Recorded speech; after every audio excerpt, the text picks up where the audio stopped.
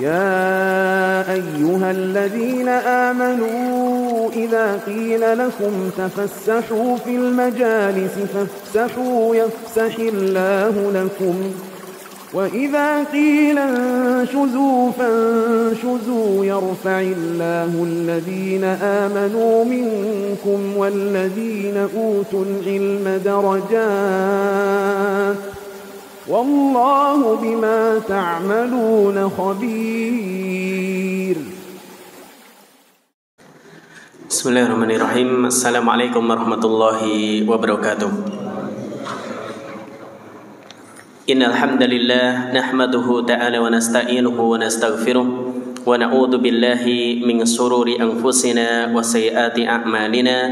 May yahdihillahu fala mudilla lahu wa may yudlil fala hadiya lahu. Wa asyhadu an la ilaha illallah wahdahu la syarika lah wa asyhadu anna Muhammadan abduhu wa rasuluh. Amma ba'd.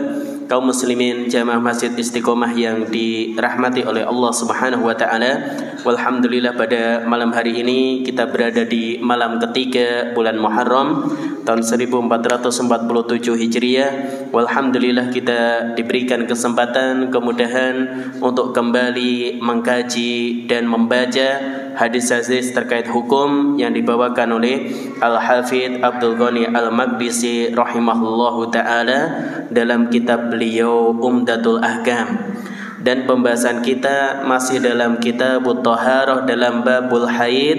Kita akan baca hadis terakhir di dalam bab ini, yaitu tentang bayanu hukmi qada'il haid as-shaum was-shalah. Penjelasan tentang wanita yang haid, apakah dia itu mengqadha puasa dan salat yang ditinggalkan. Baqala al-musannif rahimahullahu ta'ala Al-Hafidz Abdul Ghani Al-Maqdisi, semoga Allah merahmati beliau, mengatakan an Mu'adah qalat, dari Mu'adah beliau berkata, sa'altu Aisyah radhiyallahu anha, aku pernah bertanya kepada Aisyah radhiyallahu taala anha. Fakultu, maka aku katakan kepadanya, mabalul haid taqdis shaum wala taqdis shalah. Wahai Aisyah, mengapa wanita yang haid harus mengqadha puasa akan tetapi tidak mengqadha salat? Faqalat, maka Aisyah radhiyallahu taala anha mengatakan, aharuriyatun anti, apakah kamu ini haruriyah? Qultu, kemudian aku menjawab, kata Mu'adah, lastu biharuriyah, aku bukanlah haruriyah, walakinni as'alu, akan tetapi aku hanya bertanya.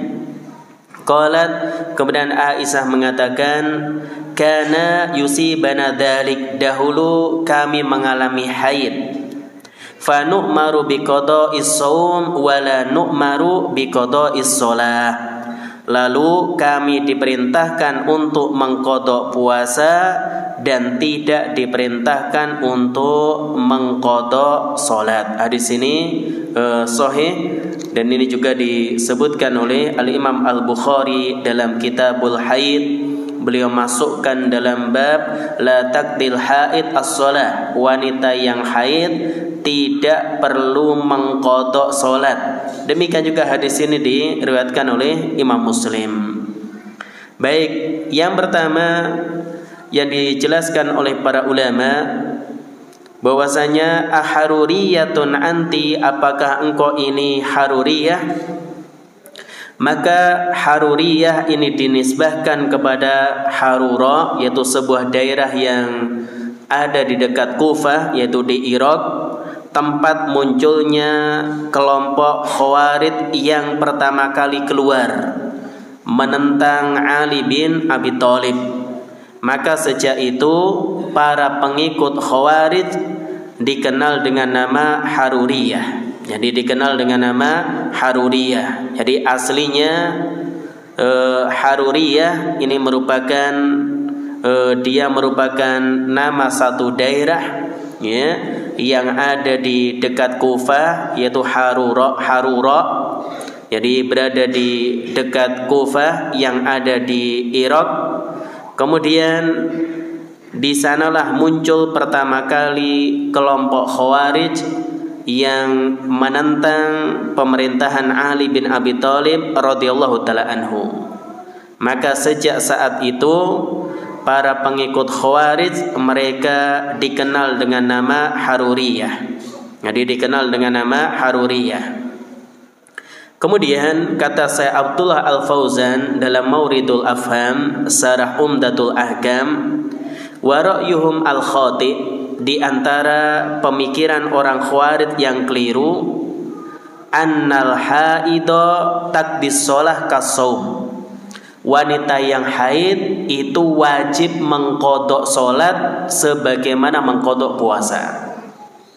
Jadi orang-orang Khawarij itu punya keyakinan apabila seorang wanita mengalami haid entah 6 hari, 7 hari, maka sholat yang ditinggalkan wajib diqadha. Jadi sholat yang ditinggalkan wajib diqadha. Sebagaimana apabila seorang wanita haid di bulan Ramadan, dia tidak berpuasa, maka dia mengqadha puasa Ramadannya. Maka keyakinan ini tentu khilafu ijma'il muslimin, bertentangan, bertolak belakang dengan kesepakatan kaum muslimin. Jadi kesepakatan kaum muslimin bahwasanya seorang wanita yang haid dia mengqadha puasa dan tidak mengqadha salat. Dan tidak mengqadha salat. Oleh karena itu ketika Mu'adah bertanya kepada Aisyah radhiyallahu taala anha, ma balul haid taqdis shaum wala taqdis shalah. Wahai Aisyah, kenapa wanita yang haid dia mengqadha puasa namun tidak mengqadha salat? Maka Aisyah langsung mengatakan kepada Mu'adah, aharuriyatun anti? Apakah engkau ini wanita Khawarij sehingga bertanya demikian? Karena Aisyah tahu di antara keyakinan orang Khawarij, ketika ada seorang wanita yang haid tetap wajib mengqadha salat yang ditinggalkan. Jadi tetap wajib mengqadha salat yang ditinggalkan. Maka Mu'adah memberikan konfirmasi kepada Aisyah, lastu biharuriyah walakinni asal, wahai Aisyah, saya bukan wanita Khawarij, akan tetapi saya sekedar bertanya. Nah, jawaban Aisyah tidak menyebutkan hikmahnya, beliau menyebutkan kana yusibuna dzalik, dulu kami biasa haid. Fanu maru biqada'is shaum, lalu kami diperintahkan mengqadha puasa, wala nu'maru biqada'is shalah, dan tidak diperintahkan untuk mengqadha salat. Jadi tidak diperintahkan untuk mengqadha salat. Maka di sini wa inna ma sa'alat Aisyah radhiyallahu taala anha Mu'adah hada su'al li anna ra'yal Khawarij hada qad dhahara. Maka Aisyah bertanya kepada Mu'adah pertanyaan ini, aharuriyatun anti, karena pemikiran Khawarij ketika itu yang nampak. Fasa'alatha Aisyah munkiratan 'alaiha muhaddiratan laha. Maka Aisyah bertanya demikian kepada Mu'adah dalam rangka munkiratan 'alaiha, yaitu mengingkari perbuatan tadi, mengingkari keyakinan itu keyakinan yang keliru. Apabila seorang wanita haid dia mengqadha salat yang ditinggalkan. Muhaddiratan laha, Aisyah memperingatkan jangan sampai seseorang dia memiliki i'tiqad atau keyakinan yang demikian. Kemudian Mu'adah beliau menjawab, lastu biharuriyah, wahai Aisyah, saya bukan wanita Khawarij, walakinni as'al, akan tapi saya sekedar bertanya untuk mengambil faedah. Jadi beliau bertanya untuk mengambil faedah penjelasan dari Aisyah. Kemudian Aisyah menjawab dengan jawaban yang memang demikianlah yang diperintahkan oleh Nabi SAW kepada para sahabiyah yang mengalami haid. Puasa yang ditinggalkan diqadha, namun sholat yang ditinggalkan tidak perlu diqadha. Jadi sholat yang ditinggalkan tidak perlu diqadha. Maka ini jawaban Aisyah radhiyallahu taala anha kepada Mu'adah. Baik, kemudian faedah yang bisa kita ambil, kita petik dari hadis ini. Yang pertama, kata Syekh Abdullah Al-Fauzan, khirsus salaf alal bahthi fil ilm wa ma'rifati hikmatit tasyri'. Hadis ini dalil yang menunjukkan semangatnya para ulama dulu, para ulama salaf alal bahthi fil ilm, mencari ilmu. Demikian juga mengetahui hikmah dari syariat. Jadi mereka adalah orang yang antusias, punya semangat besar untuk mengetahui satu ilmu, bahkan hikmah dari satu syariat. Meskipun mengetahui hikmah dari syariat, ya ini bukanlah suatu kewajiban. Jadi seandainya seorang tidak tahu kenapa sih wanita yang haid dia diperintahkan mengqadha puasa dan tidak perlu mengqadha sholat, kita nggak tahu hikmahnya. Dan Aisyah jawabannya juga demikian. Kami dulu biasa haid, kami diperintahkan mengqadha puasa dan tidak diperintahkan mengqadha sholat.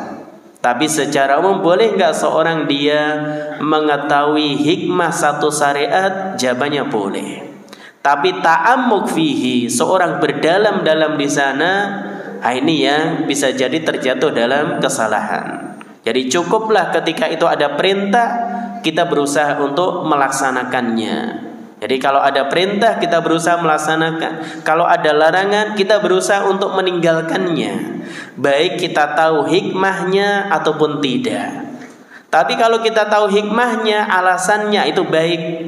Oleh karena itu di antara pesan Luqman kepada putranya, ya bunayya la tusyrik billah inna syirka ladulmun adim. Wahai anakku, janganlah engkau menyekutukan Allah Subhanahu wa taala. Ini larangan.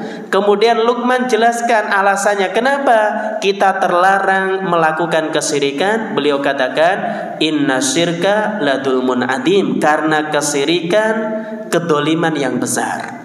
Maka Luqman ini menjelaskan di antara alasan kenapa kesyirikan itu beliau larang dilakukan oleh putranya. Karena orang yang dia melakukan kesyirikan telah melakukan kedoliman yang paling besar. Apa itu kedoliman? Wad'us syai' fi ghairi maudhi'ihi, meletakkan sesuatu tidak pada tempatnya. Berarti kalau orang dia telah melakukan kesyirikan, memberikan ibadah kepada yang tidak layak untuk diibadahi, ini namanya kedoliman. Sehingga Luqman jelaskan hal ini. Namun seandainya kita tidak mengetahui hikmah dari satu syariat, ya tidak mengapa. Jadi tidak perlu kita berdalam-dalam di sana. Tapi semangat untuk mencari ilmu, iya. Semangat untuk mengetahui sesuatu ilmu, maka ini hendaknya demikian. Dan ini yang dilakukan Mu'adah. Jadi Mu'adah bertanya kepada Aisyah bukan dalam rangka punya keyakinan seperti wanita Khawarij, akan tapi beliau benar-benar bertanya kenapa seorang wanita yang mengalami haid diperintahkan untuk mengqadha puasa namun tidak diperintahkan mengqadha sholat. Jadi ini faedah yang pertama. Kemudian ats-tsaniyah, faedah yang kedua, masru'iyatu su'ali ahlil ilm. Ini faedah penting. Disyariatkan bertanya kepada orang yang alim, liman kana yajhalu amron min awamiri syar'i, bagi orang yang tidak tahu perkara syariat. Jadi bertanyanya kepada siapa? Kepada ahlul ilm. Oleh karena itu Mu'adah, beliau tahu siapa sih orang yang paling faham terkait masalah haid? Aisyah. Sehingga beliau datang kepada Aisyah bertanya kepadanya. Jadi bertanya kepadanya. Demikian juga kita dalam masalah agama, hendaknya seorang dia tidak meminta fatwa, tidak bertanya kepada sembarang orang. Maka seorang hendaknya bertanya kepada orang yang dia dia yakini punya kapasitas, punya ilmu untuk menjawab. Demikian juga punya sifat kehati-hatian. Oleh karena itu Allah ingatkan terkait hal ini, kalau orang mau bertanya kepada siapa? Para ulama. Fas'alu ahla dzikri in kuntum la ta'lamun. Bertanyalah kepada ahlu dzikr, yaitu para ulama, jika kalian tidak tahu. Oleh karena itu Mu'adah, beliau langsung bertanya kepada Aisyah, karena dalam pandangannya yang paling mengetahui terkait masalah haid adalah Aisyah radhiyallahu taala anha. Maka demikian juga kita, para asatidah kita, mereka mungkin punya spesialisasi tertentu, jadi belajar bidang tertentu yang lebih mendalam. Ada yang ahli dalam masalah fikih muamalah, ada dalam masalah fikih ibadah, ada dalam masalah akhlak, masalah meskipun secara umum maka mereka tahu, tapi ada hal-hal yang dia lebih mendalam untuk dipelajari. Maka bertanya kepada yang demikian. Jadi bertanya seorang kepada yang memang dia anggap masalah tersebut tepat untuk ditanyakan kepadanya. Dan ini yang dilakukan oleh Mu'adah. Baik, kemudian faedah yang ketiga, istifsaru sa'il an wajhi su'ali. Maka as-sa'il, orang yang bertanya, atau dalam hal ini kita meminta penjelasan dari pertanyaan orang yang bertanya kepada kita. Jadi kalau pertanyaannya itu belum jelas, maka kita istifsar. Bagi orang yang menjawab, dia minta dijelaskan. Oleh karena itu Aisyah radhiyallahu taala anha, beliau mengatakan kepada Mu'adah, aharuriyatun anti, apakah engkau wanita khawarij? Jadi kok tanya demikian, ya? Kok bisa-bisanya tanya demikian? Maka istifsar, meminta penjelasan lebih lanjut terkait pertanyaan yang diajukan, maka itu boleh. Yani maka itu boleh. Supaya apa? Supaya jawabannya itu bisa tepat sesuai dengan yang diinginkan oleh penanya. Jadi jawabannya itu bisa tepat. Jadi ini yang dijelaskan oleh para ulama, bahwasanya memang benar ketika menjawab sesuatu, seorang dia menggunakan bahasa yang baik, diksi yang tepat, ya. Akan tapi kalau memang pertanyaannya tersebut masih belum dipahami oleh orang yang akan menjawab dengan baik, boleh dia bertanya kembali, apa maksud yang demikian? Jadi maksud demikian itu seperti apa? Baik, kemudian ar-rabi'ah, faedah keempat, wujubu qada'is shaum 'alal haid duna shalah. Hadis ini dalil yang menunjukkan wanita yang haid wajib mengqadha puasa dan tidak mengqadha salat. Dan kata Syekh Abdullah Al-Fauzan, wa hadza amrun mujma'un 'alaihi bainal muslimin. Ini adalah perkara yang disepakati oleh kaum muslimin. Walam yukhalif fihi illa ta'ifatun minal khawarij. Maka tidak ada yang menyelisihi masalah ini kecuali kelompok khawarij. Jadi perkara, termasuk perkara yang mujma' alaih, yang disepakati oleh kaum muslimin, adalah wujubu qada'is shaum 'alal haid duna shalah.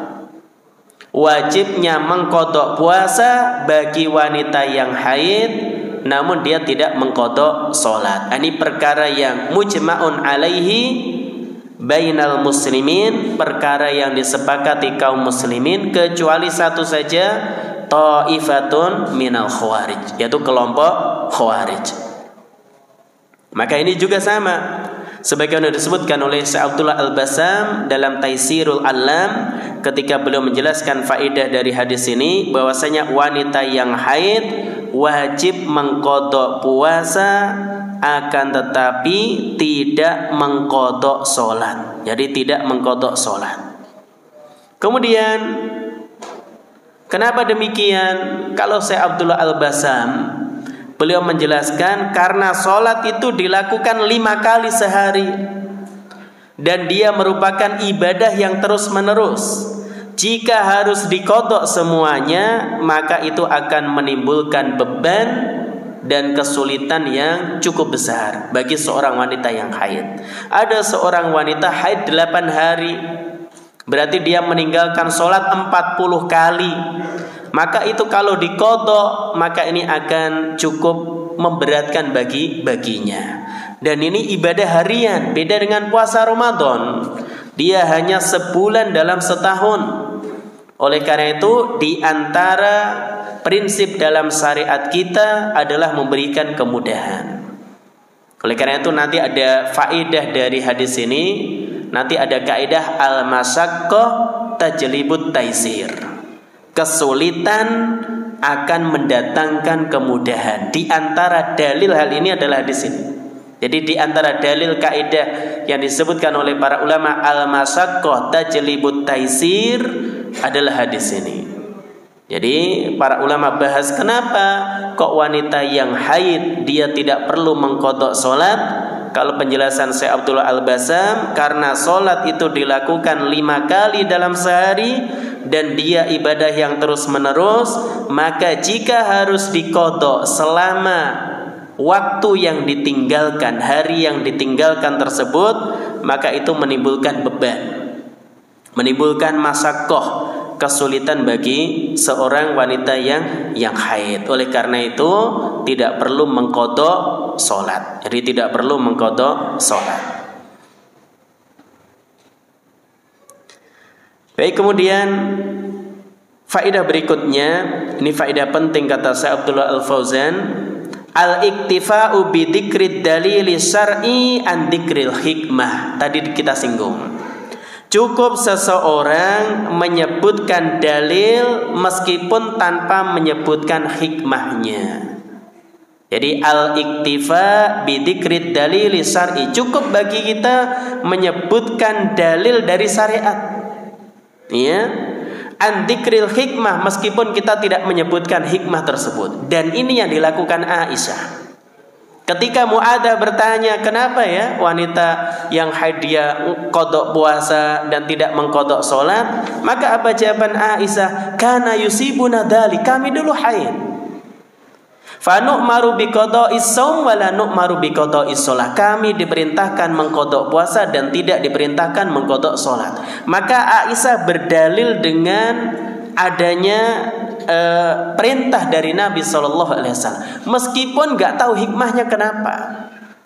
Baru nanti dibahas oleh para ulama hikmahnya seperti apa, sebagaimana penjelasan dari Syekh Abdullah Al-Bassam dalam Taisirul Alam. Jadi intinya seorang dia al-iktifa'u bi dzikrid dalili syar'i, cukuplah. Jadi dada kita sudah lapang apabila memang ada dalil dari syariat meskipun kita tidak mengetahui hikmahnya. Li'annal mu'min yaktani bihi, karena seorang mukmin itu sudah cukup dengannya, sudah cukup dengan dalil. Meskipun kita katakan wasyar'u mutadamminun lil hikmah bikulli halin, syariat ini pasti ada hikmahnya. Jadi syariat ini pasti ada hikmahnya. Seandainya kita tidak tahu, maka cukup demikian. Wadzalika li anna Aisyah radhiyallahu anha ajabat bid dalil duna dzikril hikmah. Alasannya karena Aisyah radhiyallahu taala anha beliau menjawab pertanyaan Mu'adzah dengan dalil tanpa menyebutkan hikmah. Padahal pertanyaannya kan terkait hikmah. Ini pertanyaan Mu'adzah itu, ya, mabalul haid, wahai Aisyah, kenapa wanita yang haid takdis shaum wala takdis shalah, diperintahkan mengqadha puasa namun tidak mengqadha salat? Ini kan pertanyaan terkait alasan atau hikmah dari hal tersebut. Tapi Aisyah jawabannya tidak demikian. Oh, karena salat itu kalau diqadha berat misalkan. Beliau tidak menjawab demikian, tapi Aisyah menjawab dengan dalil. Itulah yang diperintahkan kepada kami. Kenapa? Li'anna dzalika ablaq wa aqwa fir rad'i an madhhabil khawarij. Karena jawaban Aisyah ini lebih kuat, lebih mengena untuk membantah keyakinan orang Khawarij. Jadi untuk membantah keyakinan orang Khawarij yang keliru tadi. Ya. Jadi karena punya keyakinan sholat yang ditinggalkan juga diqadha. Sehingga dibantah dengan hal ini. Jadi dibantah karena itulah yang diperintahkan oleh Nabi Shallallahu Alaihi Wasallam. Baik, kemudian faedah berikutnya. Tadi sudah disinggung penjelasan dari Syekh Abdullah Al-Bassam kenapa kondisinya demikian. Wanita yang haid tidak mengqadha sholat. Maka Syekh Abdullah Al-Fauzan dalam Mauridul Afham beliau juga mengatakan, dzakarul ulama, para ulama menyebutkan annal hikmata fi annal haid la taqdis shalah. Hikmah wanita haid tidak mengqadha salat li anna sholata tatakarraru kulla yaum. Karena salat itu berulang setiap harinya. Wal haid yatakarraru kulla sahrin ghaliban. Adapun haid berulangnya sebulan sekali. Fal ilzamu biqada'iha fihi masyaqqah. Maka mewajibkan mengqadha salat ya ketika haid, maka ini masyaqqah. Atau setelah selesai haid maka ini masyaqqah. Menyulitkan, memberatkan. Jadi menyulitkan dan memberatkan. Sehingga hal tersebut tidak perlu mengqadha salat. Bi khilafis shaum, beda dengan puasa. Fa innahu yajibu fis sanah marratan wahidah. Puasa itu wajib setahun 1 bulan saja. Fala masyaqqata fil qada, sehingga tidak menyulitkan apabila seorang tidak berpuasa karena haid dengan mengqadhanya. Jadi dengan mengqadhanya.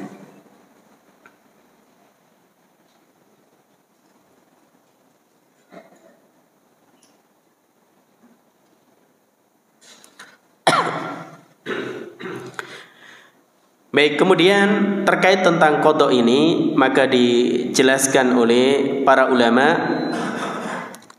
faedah tambahan yang disebutkan oleh para ulama terkait tentang masalah qadha ini. Jadi terkait tentang masalah qadha, terutama qadha salat bagi wanita yang dia atau bagi wanita yang mengalami haid itu seperti apa. Maka ada kasus yang dibahas oleh para ulama. Jika seorang wanita mengalami haid setelah masuk waktu sholat dan dia belum sholat. Jadi misal ada seorang wanita haid jam 1 siang dan dia belum melaksanakan sholat duhur. Apakah ketika darah haidnya sudah berhenti kemudian dia mandi, dia mengqadha sholat duhur yang tidak dilakukan sebelumnya, sebelum mengalami haid? Ini yang dibahas oleh para ulama. Ini yang dibahas oleh para ulama. Maka terkait masalah ini, faqad ihtalafal ulama fi hadhil mas'alah ala qaulain. Jadi para ulama berbeda pendapat dalam masalah ini menjadi 2 pendapat. Dan ini diringkas oleh Syekhul Islam Ibnu Taimiyah rahimahullahu ta'ala. Maka pendapat yang pertama, atau Ibnu Taimiyah beliau mengatakan, idza dakhala 'alaihal waqtu wa hiya tahiratun thumma hadat hal yalzamuha qada'u shalah amla.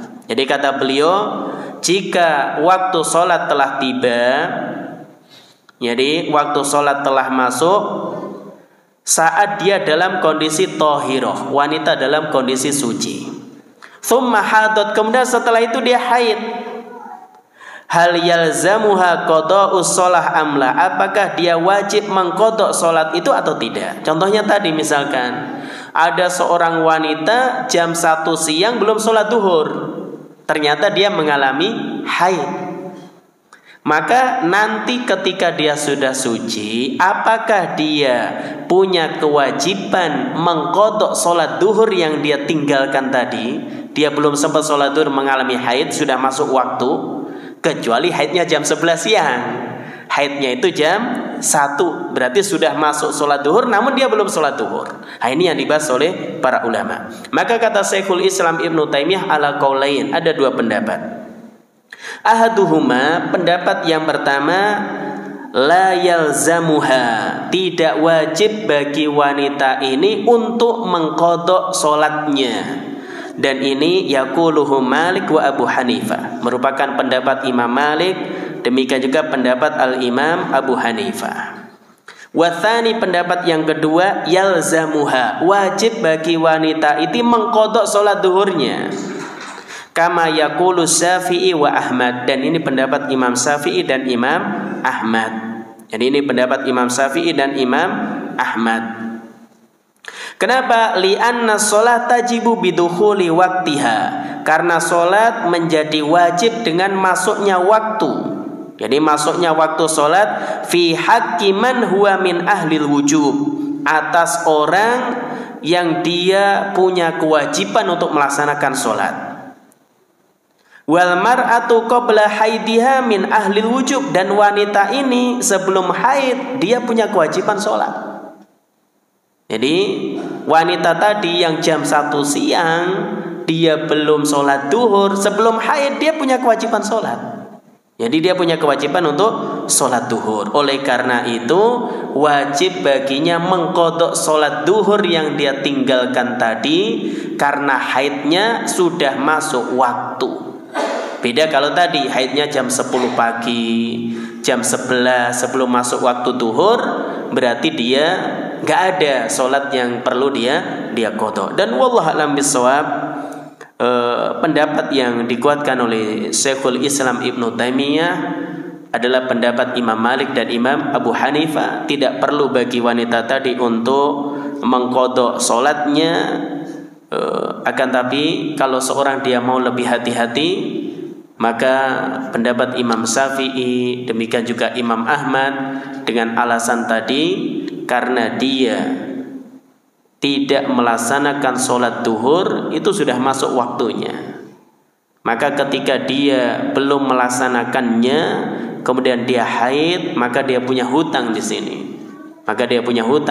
Maka nanti ketika suci dia mengqadha sholat duhur yang dia tinggalkan. Maka ini terkait seorang wanita yang dia mengalami haid, ya sudah masuk waktu sholat dan dia belum mengerjakan sholat. Ada 2 pendapat tadi. Baik, kemudian kasus yang lain, bagaimana apabila seorang wanita suci dari haid setelah masuk waktu, misalkan untuk waktu sholat yang bisa dijamak. Misal ada seorang wanita suci dari haid jam 4 sore. Sholat apa yang hendaknya dia kerjakan? Apakah sholat asar saja atau sholat duhur dan asar? Ini dibahas oleh para ulama. Jadi ketika seorang wanita suci dari darah haid, dia pada waktu yang sholat mungkin untuk dijamak. Maka dalam hal ini para ulama katakan, faida toharatil mar'ah minal haid awin nifas ba'da dukhuli waktil asr. Misalkan apabila seorang wanita suci dari haid atau nifas setelah masuk waktu sholat asar, fa innahu yalzamuha al-ityan bi sholatai duhri wal asr inda jumhuril ulama, maka wajib baginya menunaikan sholat duhur dan asar menurut pandangan mayoritas ulama. Berarti ada isyarat khilaf dalam masalah ini. Jadi ketika istri kita misalkan suci dari darah haid jam 4 sore, apa yang sholat dia kerjakan? Sholat 4 rakaat asar saja atau dia sholat duhur dan asar? Nah, ini ada khilaf di kalangan para ulama. Jumhur ulama berpandangan fa innahu yalzamuha al-ityan bisolatai, yaitu ad-duhri wal asar. Wajib baginya menunaikan 2 sholat duhur dan asar.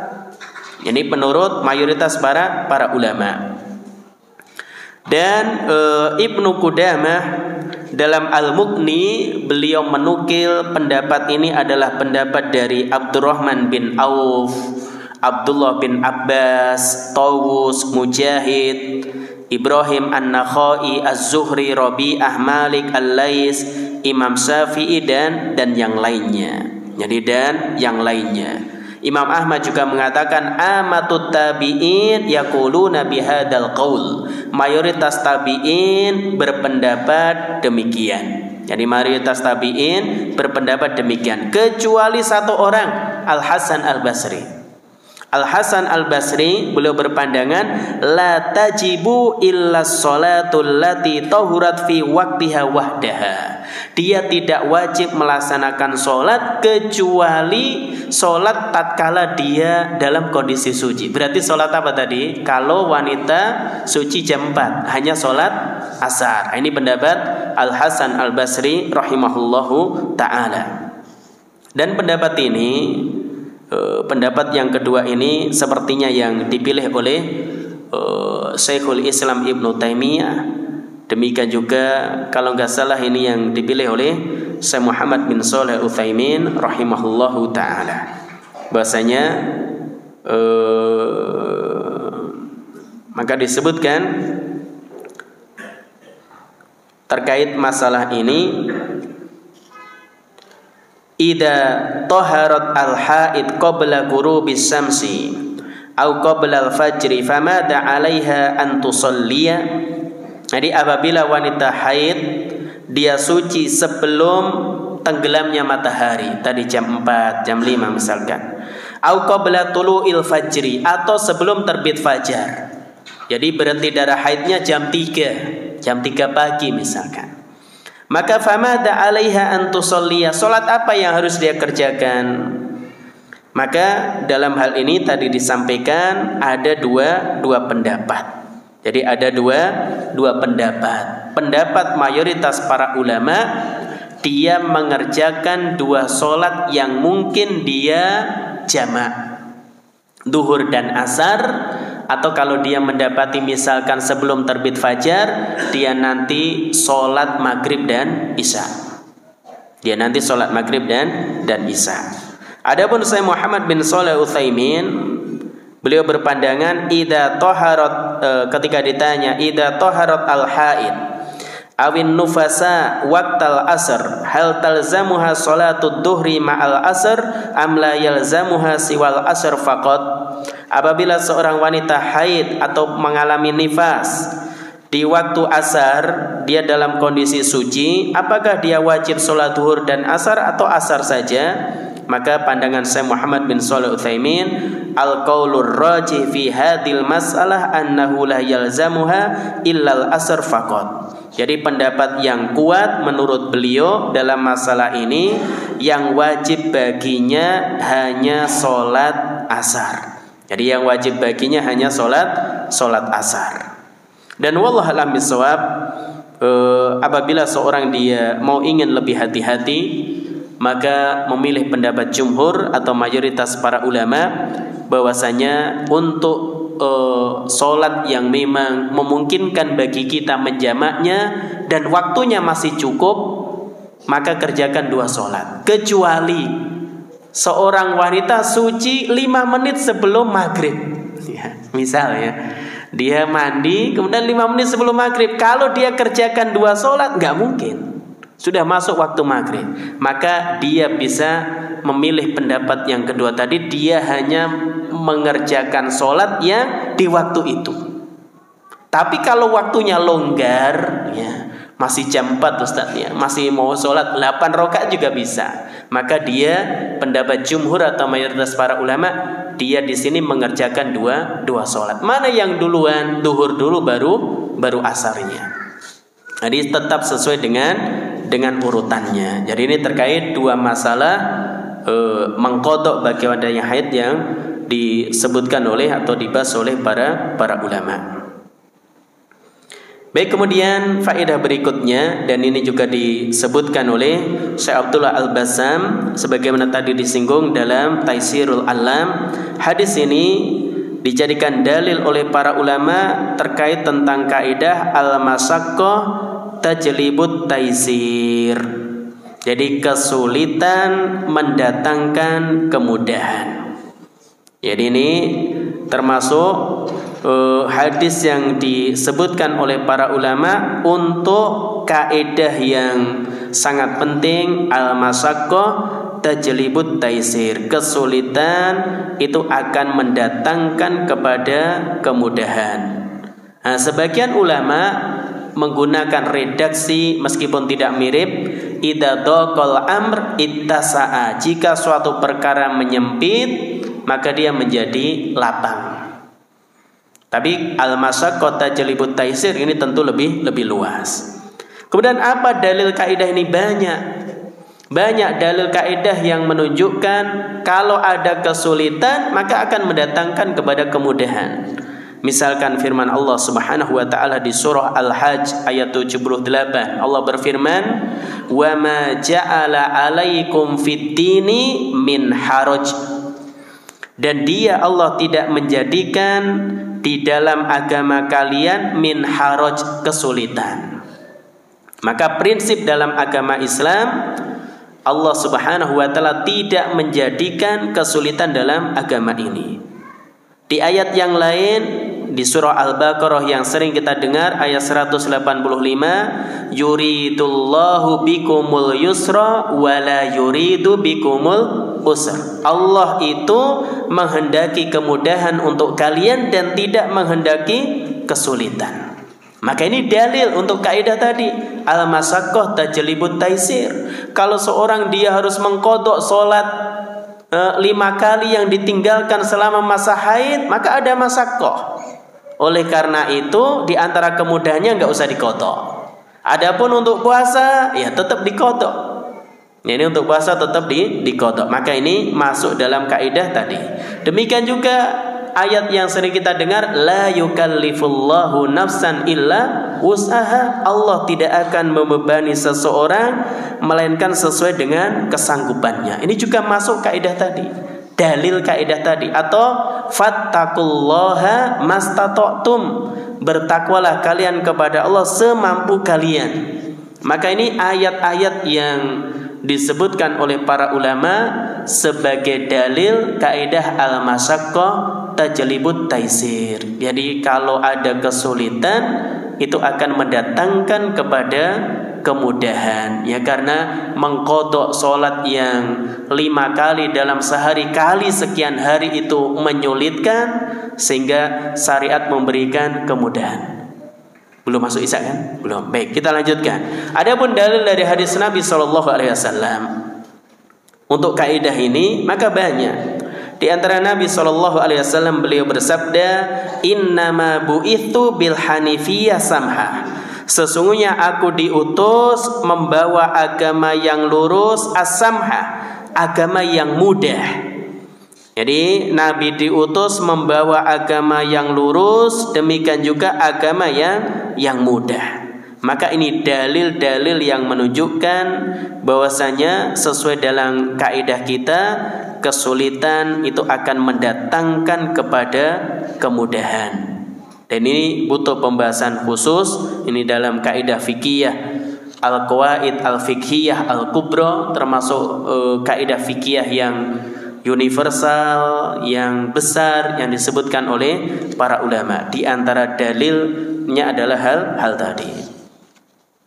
Baik, kemudian faedah berikutnya, fihi dalilun ala ma yaqulu ulama'ul hadisi wal usul.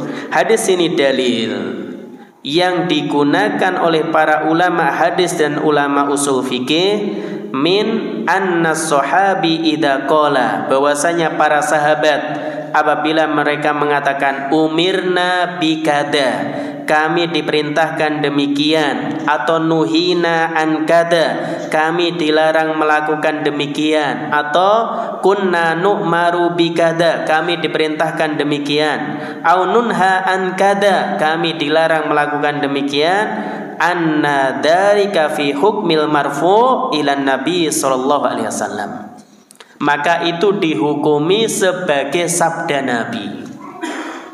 Jadi kalau ada sahabat mengatakan, Aisyah tadi kan mengatakan kepada Mu'adzah, fa nu'maru biqada'is shaum wa la nu'maru biqada'is shalah. Kami diperintahkan mengqada puasa dan tidak mengqada salat.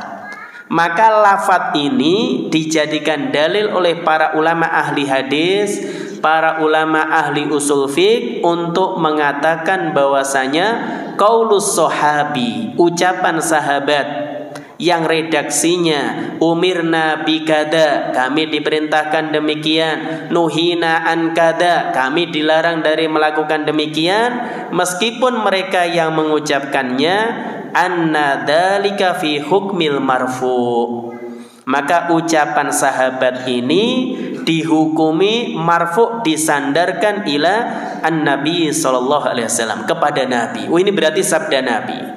Wa illa lam takun al hujjah bihi, kalau enggak bisa jadikan dalil. Maka ini dalil karena ini dihukumi marfu tadi. Jadi dihukumi marfu, yaitu sabda Nabi sallallahu alaihi wasallam. Baik, faedah yang terakhir, anna amron Nabi sallallahu alaihi wasallam wa nahyahu hujjatun mujarradah. Maka perintah dan larangan Nabi, jadi sekedar perintah dan larangan Nabi adalah hujjah, dalil. Wala taftakir hujiyatuhu ila ma'rifatil hikmah min masru'iyatihi. Maka dalil ini tidak perlu seorang dia sibuk-sibuk untuk mengetahui hikmah disyariatkannya. Jadi cukuplah ketika Nabi memerintahkan bagi wanita yang haid mengqadha puasa dan tidak mengqadha salat, itu sebagai dalil.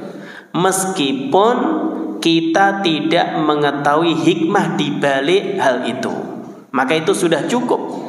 Jadi meskipun seorang tidak mengetahui hikmah min masru'iyatihi, adanya syariat tadi, tapi itu sudah cukup.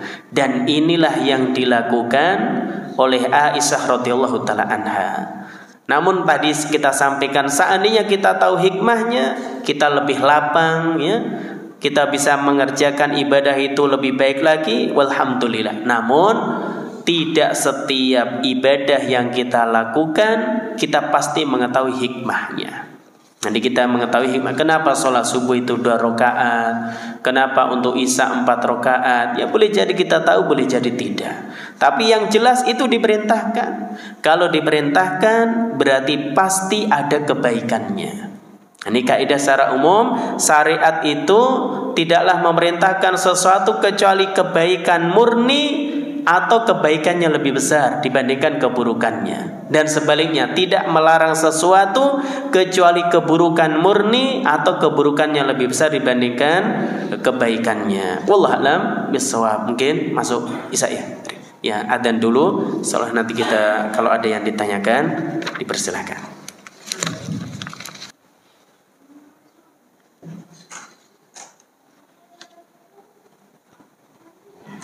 Baik, mungkin sebelum diakhiri jika ada yang disampaikan atau ditanyakan, ya silakan Bapak.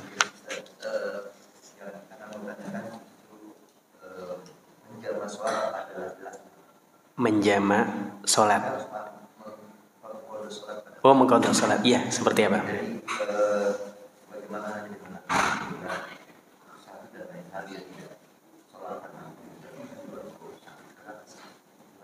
Iya.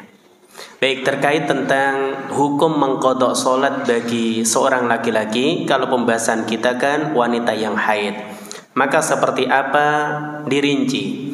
Apabila dia tidak mengerjakan salat tersebut karena udzur, boleh jadi karena lupa atau karena tertidur, maka wajib baginya mengqadha ketika ingat.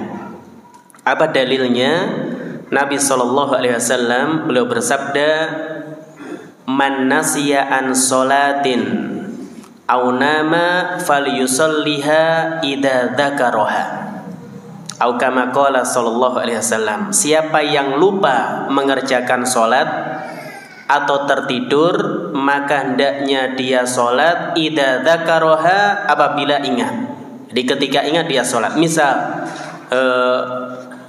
Sekarang kita lupa, oh ternyata tadi malam saya belum sholat isya, langsung bablas saja, ya, subuh, ya, saking capeknya setelah maghrib dia langsung subuh dan ingatnya sekarang. Maka sekarang seorang dia mengerjakan sholat isya untuk yang malam kemarin dia tinggalkan. Demikian seterusnya. Namun apabila seorang dia meninggalkan sholat karena sengaja, ini yang dibahas para ulama. Jadi misal di waktu muda ada orang dia nggak pernah sholat, sengaja memang dia nggak sholat atau sholatnya bolong-bolong. Kemudian Allah berikan hidayah, dia sekarang orang yang menjaga sholatnya. Terus gimana status sholat di masa muda dulu yang dia tinggalkan? Ada kewajiban qadha atau tidak? Ini yang dibahas para ulama. Mayoritas para ulama berpandangan tetap wajib baginya mengqadha sholat yang dulu ditinggalkan. Ya, wajib baginya tetap mengqadha sholat yang dulu dia tinggalkan bertahun-tahun sampai dia yakin semuanya sudah diqadha. Ini pendapat mayoritas para ulama. Pendapat kedua, dan ini wallahu a'lam bishawab, insyaallah pendapat yang cukup kuat, pendapat Syekhul Islam Ibnu Taimiyah dan dikuatkan oleh Syekh Muhammad bin Shalih Al-Utsaimin, tidak ada qadha baginya. Dan kalau tidak mengqadha bukan berarti wah enak Ustaz, ya saya dulu 10 tahun enggak sholat Ustaz, enggak ada qadha enak. Bukan enak, justru menunjukkan ketika sesuatu itu tidak bisa ditutupi dengan qadha itu dosa yang sangat besar. Jadi sesuatu itu kalau tidak bisa ditutupi dengan qadha tadi, itu dosanya sangat besar. Terus gimana caranya? Wajib baginya bertaubat kepada Allah Subhanahu wa taala. Yang kedua, dia bisa tutupi dengan memperbanyak sholat sunnah. Jadi kalau kita misalkan dulu, ya, kita pernah meninggalkan sholat secara sengaja, bolong-bolong, ya, sholat hanya 3 waktu, ya.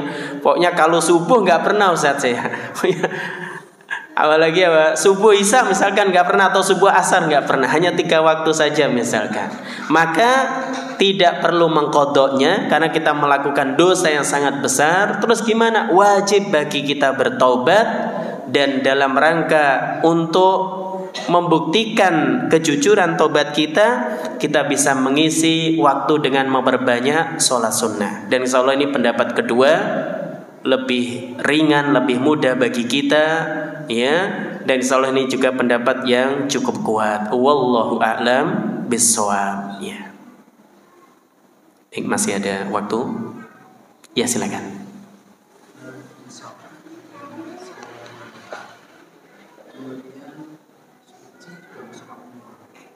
Namun belum sempat mandi dalam perjalanan bekerja itu, baru bisa mandi setelah selesai waktu sholat itu lewat. Itu apakah harus mengqadha sholat sebelumnya atau seperti apa? Iya, misalkan seorang dia sudah berhenti darah haidnya dan itu masih masuk waktu sholat tadi. Kemudian dia belum sempat mandi karena ada udzur, mungkin perjalanan dan seterusnya. Kemudian bisa mandi sudah masuk waktu sholat berikutnya. Maka dilihat apabila waktu sholat berikutnya itu masih sesuai, misalkan sholat duhur ke asar, dia sebenarnya di waktu duhur sudah suci, di waktu duhur itu sudah suci, namun belum sempat mandi, baru bisa mandi sudah masuk waktu asar, maka dia sholat 2 tadi, dia sholat duhur dan sholat asar. Tapi kalau ternyata untuk sholat yang tidak bisa dijamak, jadi misalkan dia di asar itu sudah suci, harusnya kalau menurut jumhur kan dia mandi dan sholat 2, yaitu duhur dan asar jika waktunya memang cukup. Tapi sudah masuk waktu maghrib, dalam hal ini dia belum melaksanakan sholat asarnya. Apa yang dia lakukan? Apakah dia cukup untuk sholat maghribnya, atau demikian juga dia mengqadha sholat asarnya? Wallahu a'lam bishawab.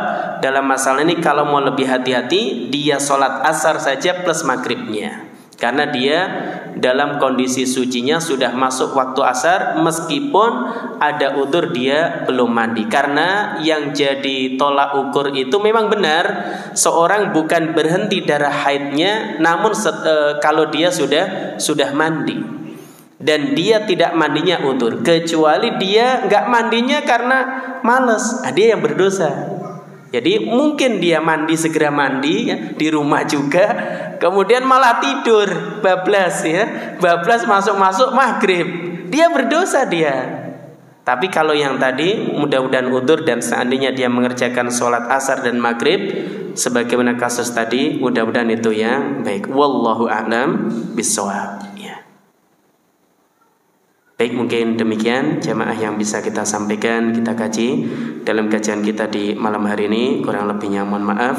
Jika kurang jelas nanti silahkan ditanyakan ke ustadz yang lain. Kita akhiri dengan doa kafaratul majlis.